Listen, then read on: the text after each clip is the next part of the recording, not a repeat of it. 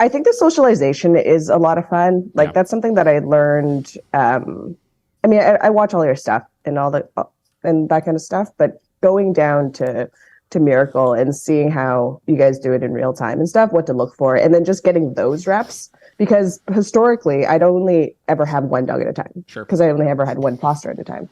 And socialization was one of those things that was really like touch and go because we didn't have the space to really do it safely. We didn't really know tools and all the rest, like in a pretty systematic way. So that's something that is pretty new in this space and in this business, really. Like that kind of one-on-one socialization. So yeah, that's been a lot of fun. Yeah, I think the socialization aspect has always been something that really, really has piqued my attention like throughout the years. Like when we first started getting really heavy into it, I would say it was maybe like 4 years ago, something like that, 5 years ago maybe.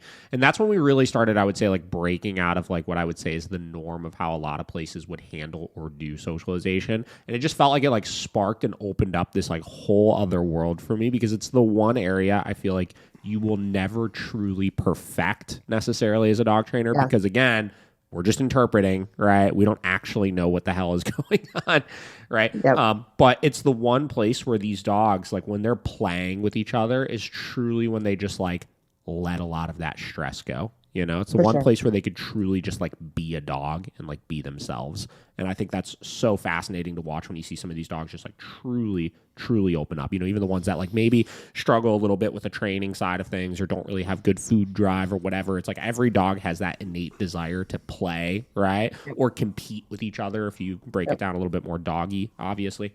And once they figure out how to do it, it's like they're learning how to dog for the first time. It's cool.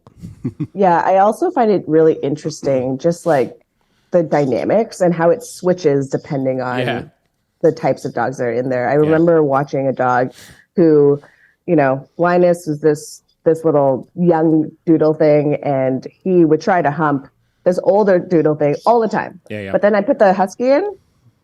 Didn't even attempt, you know, and it's like, and then the energy shifts a little bit, and she's like incredibly calm and confident and is like willing to play. But even like just soft changes like that in terms of dynamic, that regular people are like, you know, they don't care and they don't see anything in there. But I find it really, really interesting. And it's also, I think, in the market, it's talking about just like business stuff.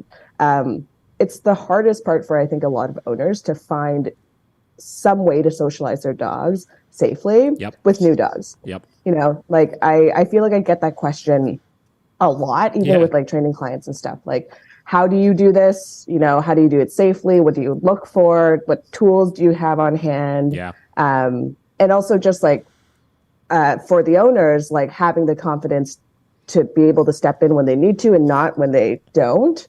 Like, I think a lot of that kind of stuff is hard to do. So having some sort of service where you're able to provide owners the ability to socialize their dogs with other dogs that, you know, are at the same level, I think sets you apart, because the alternative is like, you know, the Dogtopias of the world. And I'm not going to harp on Dogtopia, but you know, like the big scale kind of daycares, or daycares that, hey, you can only get in if you've trained with them, right? So there's this middle ground of like, hey, I really want my dog to have good socialization.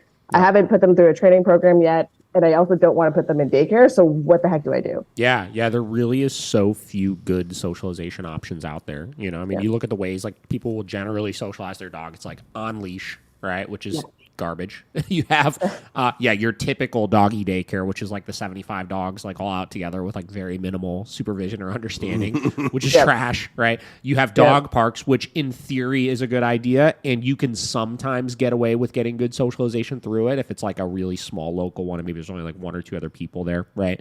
But generally speaking is not recommended, right? Or you could set up play dates with your friends, which again is another somewhat healthy alternative. But then the downside of that is, generally speaking, if you're going to your friend's house to socialize your dog, you're also trying to socialize with your friend. And that's where 99% of bad things happen, is you do it for an hour and then you guys are tuned out, grilling in the backyard, not paying attention to the dogs, and then something pops off.